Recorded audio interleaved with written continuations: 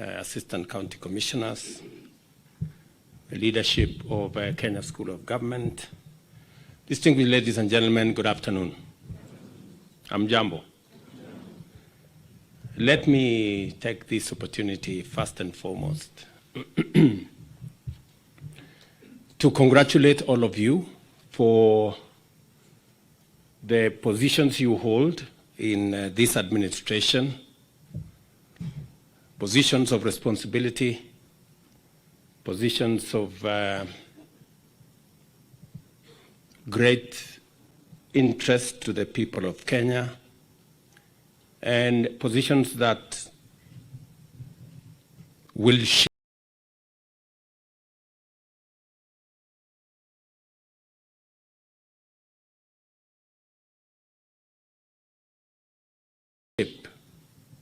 the destiny of our nation.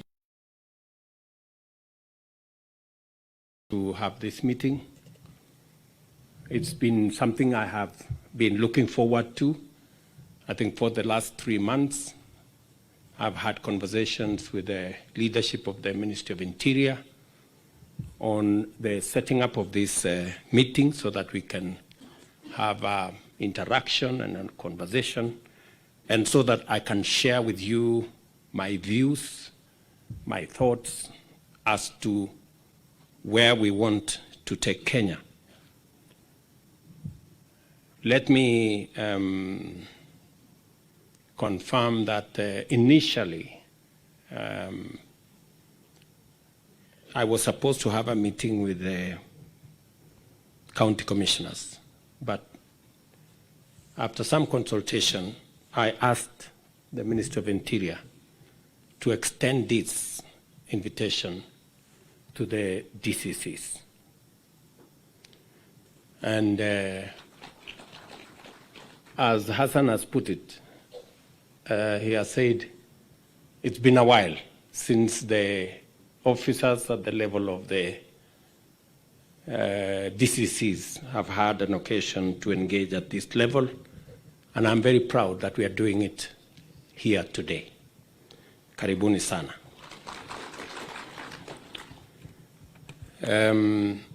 I will also attempt an occasion to meet the Assistant County Commissioners, because they too are part of this organization you call the machine. So thank you very much. Let me just say a couple of things, because many of you know my views on how we should proceed as a country. The Constitution of Kenya, in fact, I think the 6th schedule of the Constitution of Kenya, Part 4, Article 17, clearly states what should happen to Ngao. And I think the necessary law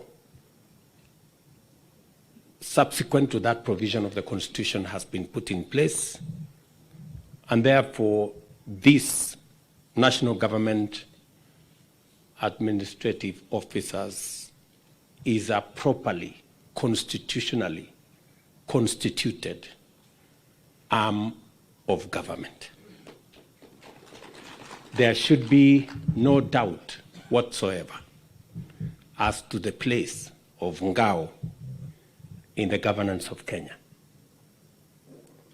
The Constitution itself speaks to the configuration of this outfit in a manner that supports the governance of our country, even in the context of our devolved system of government. I know there's been back and forth as to the place of the national government administrative units in the context of devolution. We've had time over the last 10 years to work on it, and I think it's now an established principle that the national government administrative units have a pivotal role to play in the governance of Kenya. And therefore, there is absolutely no doubt,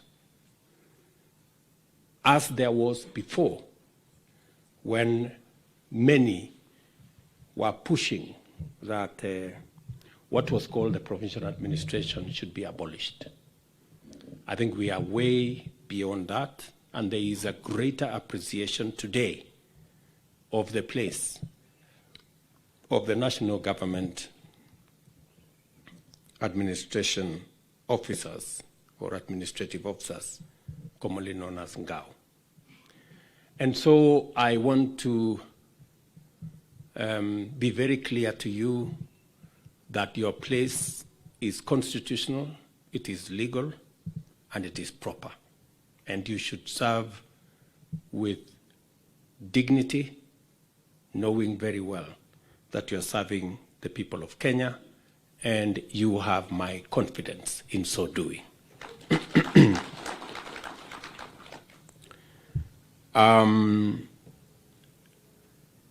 The place of Ngao is important to the security and development of our country.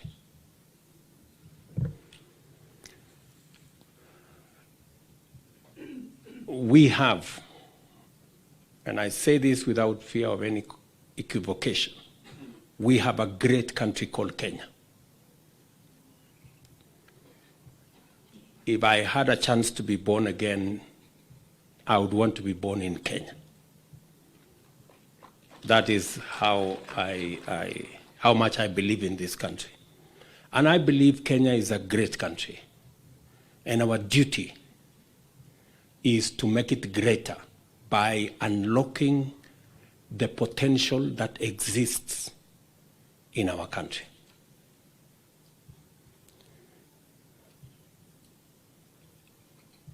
I will go out of my way and do whatever it is that is possible for us to take Kenya to the next level.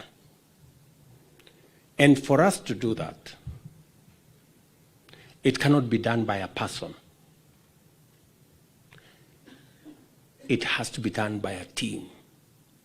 In fact, it has to be done by a team of 55 million Kenyans. All of us must make a contribution, all of us must participate, and all of us must contribute. And as citizens make their contribution, as citizens go out of their way, it is up to government to provide the environment, the space for citizens to be their best. We are a robustly democratic country. And because we are a democratic country and we value and cherish our democracy, the rule of law is central to any democracy. You cannot have a democracy without the rule of law. It is not possible. The rule of law underpins democracy, creates order, creates responsibility, and brings about accountability. And therefore, it is very important in a democratic country like ours for us to collectively, as citizens of Kenya, to make sure that each and every one of us operates under the rule of law. It is the one thing that creates order. It is the thing that creates accountability, and it is what makes each and every one of us responsible. it is not philosophical. It is what it is. And therefore, officers of Ngao occupy a very central place, because for a country to make progress, two things are fundamental. One is security and stability, and the other is development. Officers of Ngao from the region, the county, the sub-county, all the way to the sub-location, chair both security committees and also coordinate development activities on the ground. Our democracy is meant to give us an opportunity as a country, when we all believe in the rule of law. It affords us an opportunity for growth, for development, for progress, for business, for all the other activities that creates growth in our country and creates prosperity that is shared by all of us. And therefore, it is very important for you as officers of national government administration to appropriate your place as the people who are charged with the responsibility on matter security of your areas of jurisdiction, and as officers given the responsibility to coordinate all government development activities in your areas of jurisdiction. And because you have that dual responsibility, it is very important that you understand and provide leadership at the level where you are, working with your seniors and assisting those below you to have a coherent administration ecosystem that supports security, stability, and promotes development activities in our localities across the country.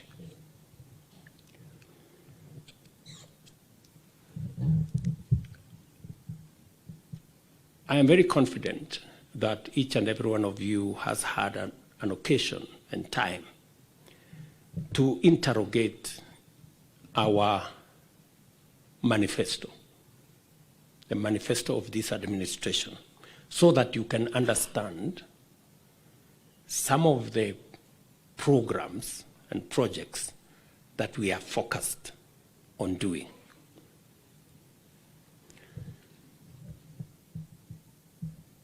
And I would ask each and every one of you to take time. It's good literature to read the manifesto. It is very good literature. It's good to understand so that you can better support us in the implementation. I am grateful for what the Ngao officers have done on all the aspects that we have asked you to participate in. And they have been said very ably by your representative here. On matters education, You know what our position is. You know what the law says. The law is absolutely clear. The Children's Act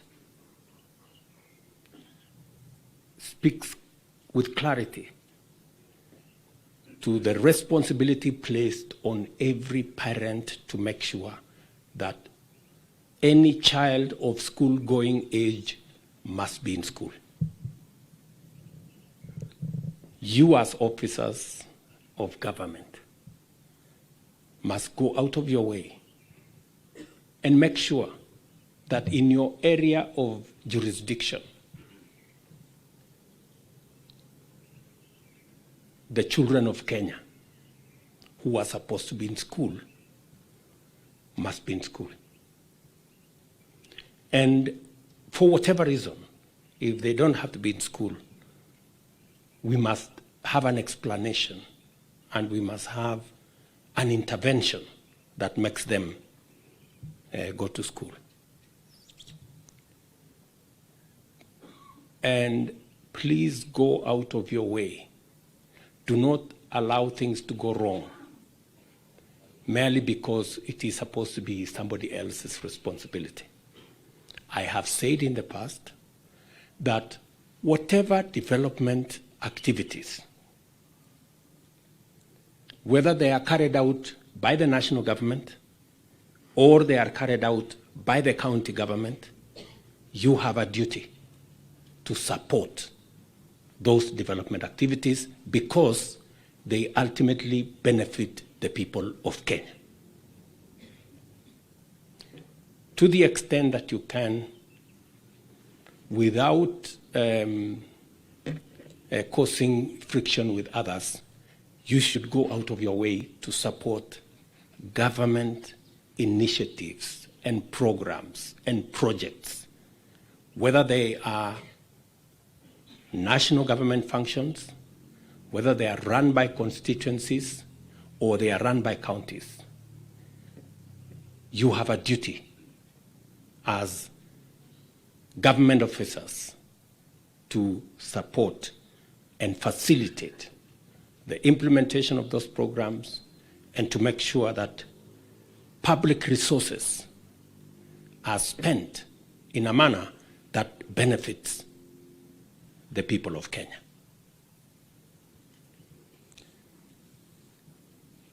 So, children across Kenya, number one, whether it is going to our ECDs or the next level of education, we have already given clear directions on transition from primary to secondary, now from primary to JSS, and eventually to senior secondary school. I implore on you to make it one of your KPIs and make sure that the people under you understand that this is where we want to take the country. Get involved in the proper identification of beneficiaries of bursaries, where, to the extent that is possible, we want bursaries to benefit the most vulnerable and deserving in our society. Do not allow unscrupulous people. Let's point them out. Let's call them out. Whether they are friends of a senior government official or they are relatives of another public official, let us go out of our way to make sure that the right thing happens.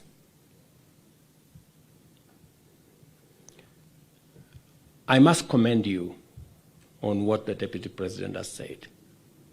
You know very well that we had a big crisis of food production in Kenya. And we were spending money in interventions that were not giving us the results we were looking for. And that is why we stopped subsidies on consumption and decided that we are going to promote and support production. Your intervention in identification of farmers across Kenya has made the fertilizer supply and distribution in Kenya a very successful program. I must commend you. Pongezi, you did a wonderful job in a short time, and today, by God's grace, we have a country that has produced much more food across Kenya than has been done in a while. That program must continue. In fact, this morning I was having a conversation with our new CS for agriculture to make sure that fertilizer supply across Kenya is available. You people must take time, make it your business to find out at the depot near you what is the situation. We have programs with counties that are supporting this program, and they are providing stores across. Find out what's going on. Get that information to the right offices so that we can use that information to plan better for the future. We have a whole program targeting our cooperatives. You know very well that governance in the cooperative sector is a big challenge. We've just factored in money for example, on coffee, to support our farmers who have been saddled with debts that they cannot pay.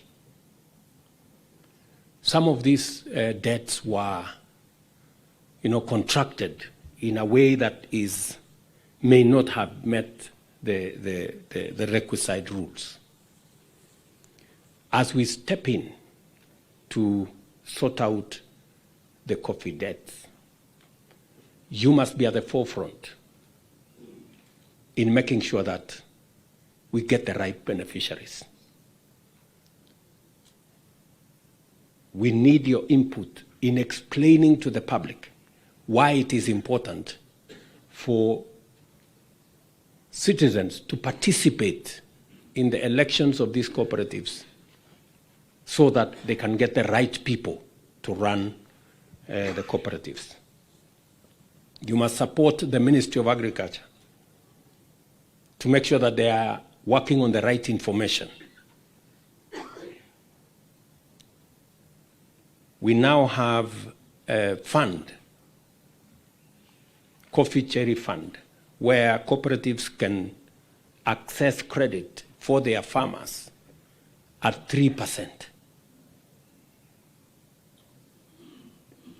But you find some of the cooperatives still going to borrow money from some banks and some dubious financial institutions who charge interest rates of 15, 20, 25%. In the process, there is a lot of accountability challenges.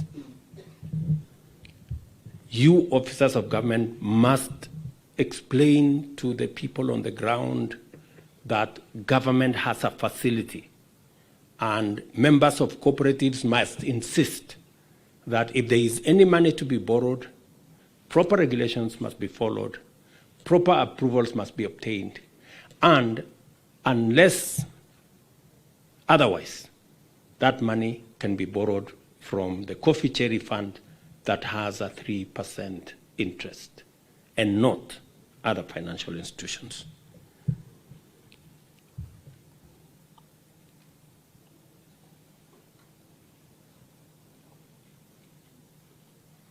Let me also say that, as you're all aware, we have a serious challenge. In fact, a challenge that is global in nature and is posing an existential threat to life the challenge of climate change. And climate change is not a cliche. It is a reality that we live with every day. As a country, we swung from a devastating drought, in 2022, where we lost close to 2.5 million livestock.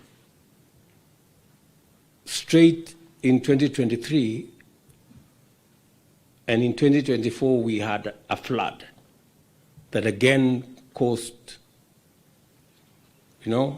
damage, and we lost lives. And therefore, it is important for us to have a long-term view of how do we deal with climate change. And among the interventions that we have put in place is the whole restoration of degraded ecosystems, management of water towers, ensuring that we participate in the tree growing intervention in Kenya. And I expect that members of Ngao would lead the way and would identify areas in their localities where this exercise should go on, the restoration of degraded water towers or rangelands, and the actual growing of trees.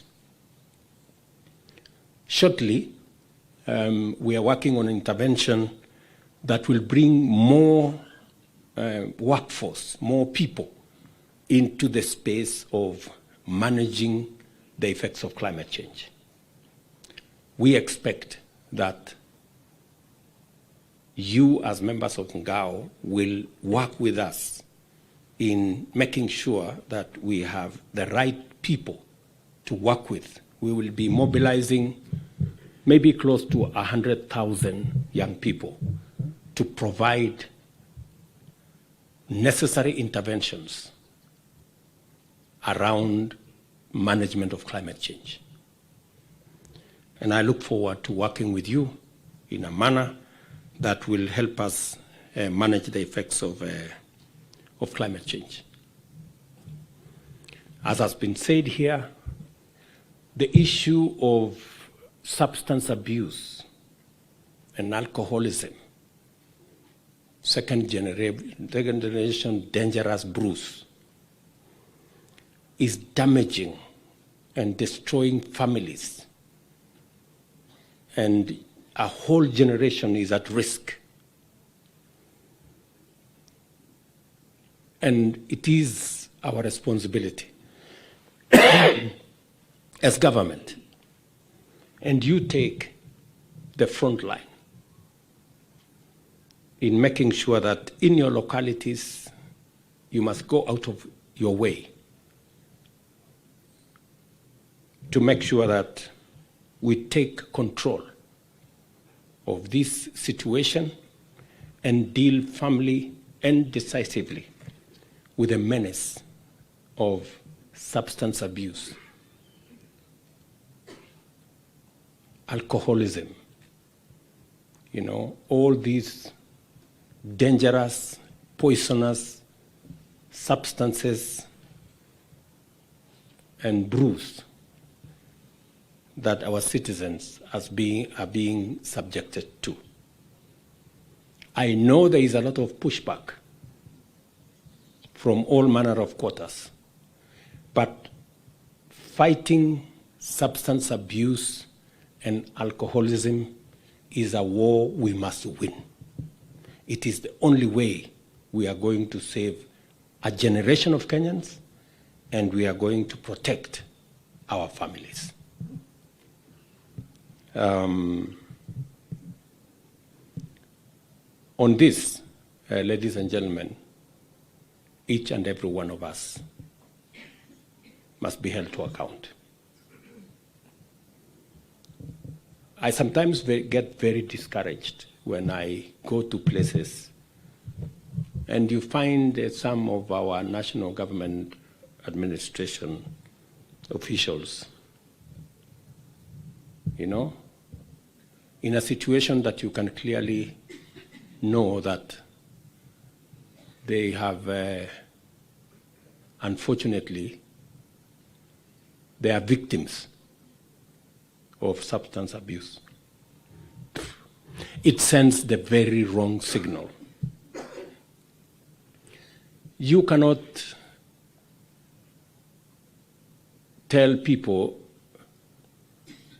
not to be drunk when you are drunk. It simply doesn't make sense. You know? So really, I agree that there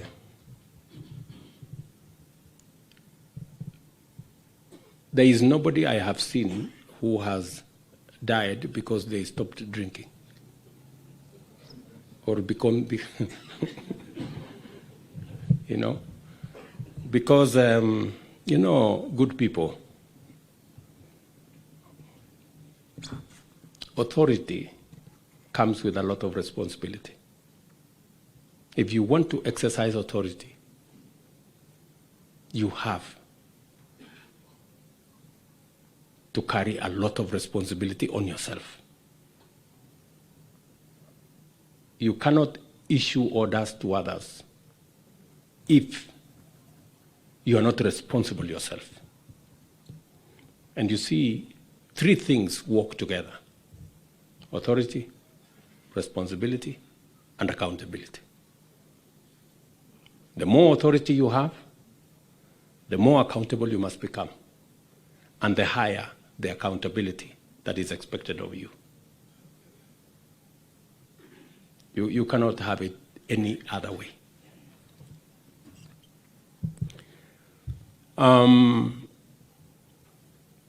We have a lot of other government programs that are going on. It is your responsibility to sensitize the public on what is going on. We have a whole housing program that is being rolled out across the country. We have a whole market development program. We are building close to 400 markets around Kenya for three reasons. Number one, to make sure that we have a market infrastructure that supports our production and gives an opportunity to our farmers to access markets for their produce. It's also about food security, providing infrastructure that supports storage, that support value addition, that support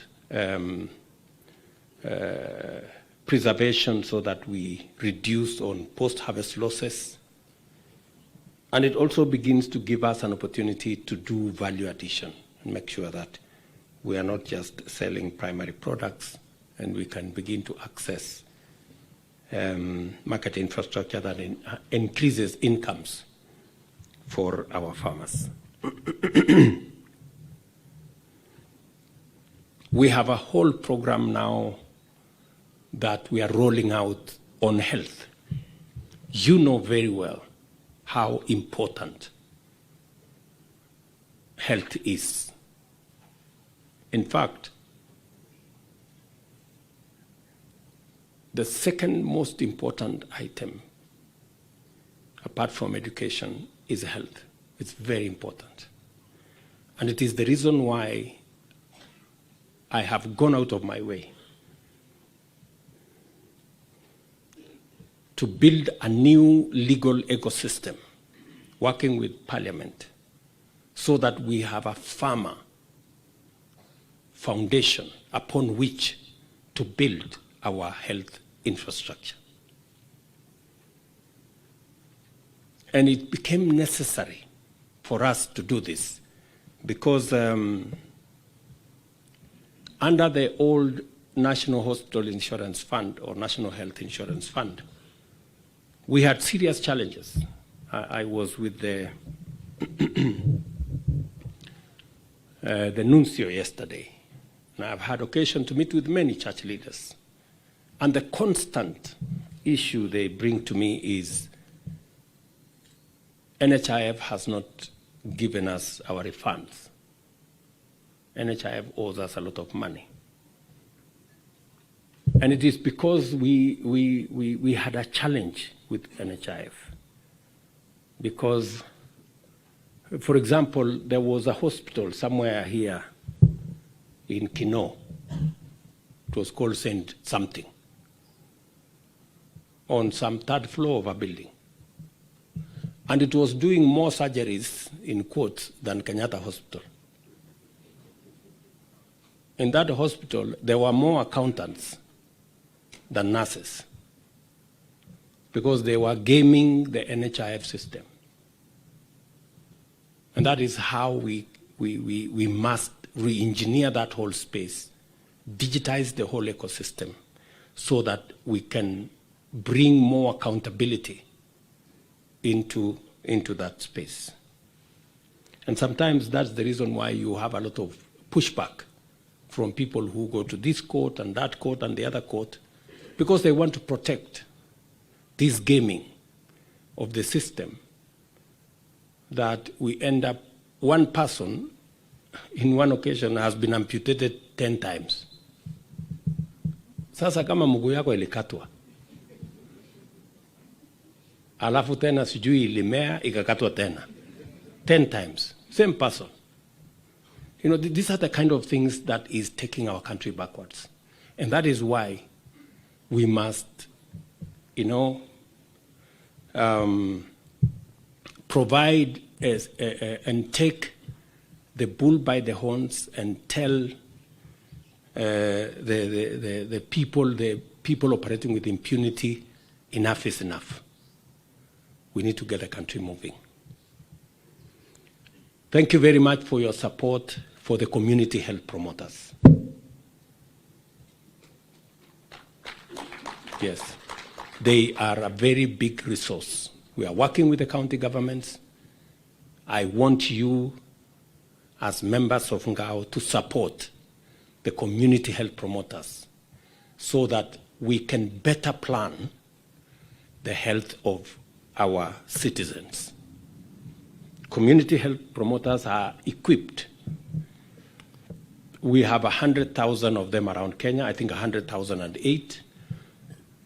And we have given a kit to each and every one of them across Kenya, bought by the national government.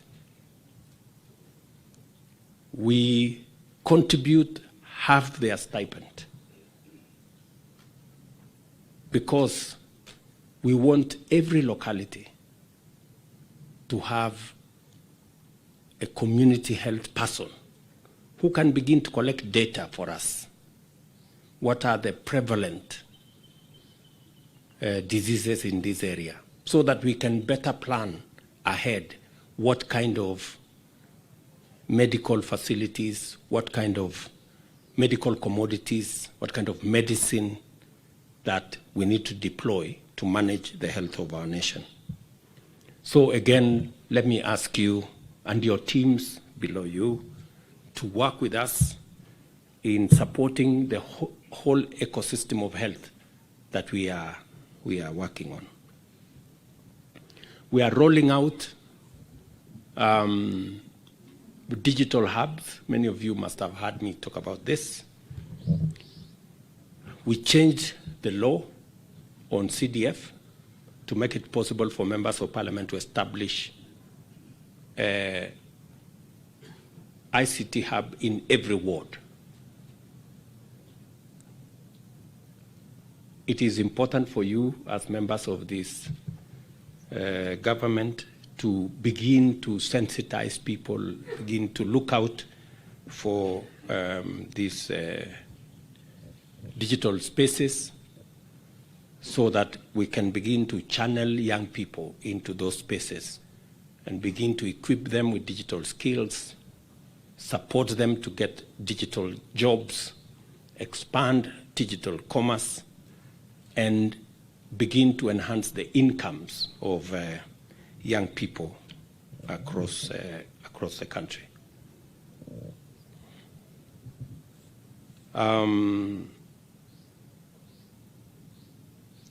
I am very happy that there is a conversation that is ongoing around what to do with our village elders, the people who work under the assistant chiefs and chiefs. We need to work with that conversation and see how best to get them into the security ecosystem to support that process. So I know I've said many things. I could still tell you more, but let me stop there for today. But to also say to you that we know the sacrifices that you make. We know the contribution that you make. I am particularly aware that sometimes you work in situations that are not optimal, but you still do your best. And I must say, I congratulate those of you who go out of your duty to do that. As has been said here, promotions are delayed, especially for the officers at the level of SECs and those above, for about 7 years.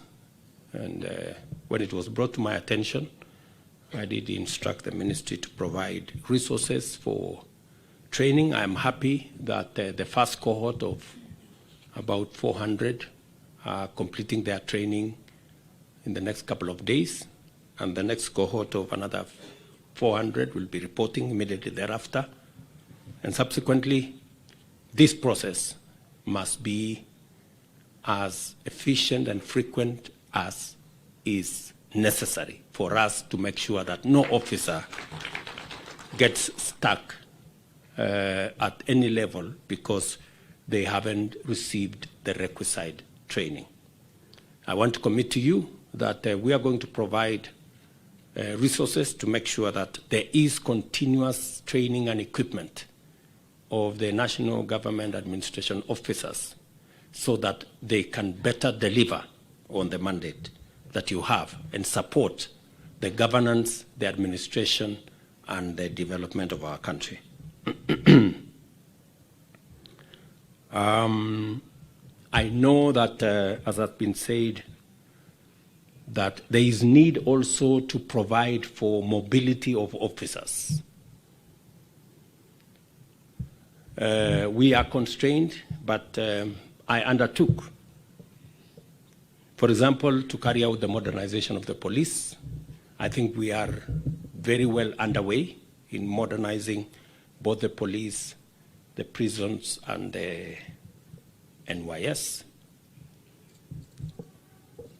I want to say we are going to do the same with the national government administration officers.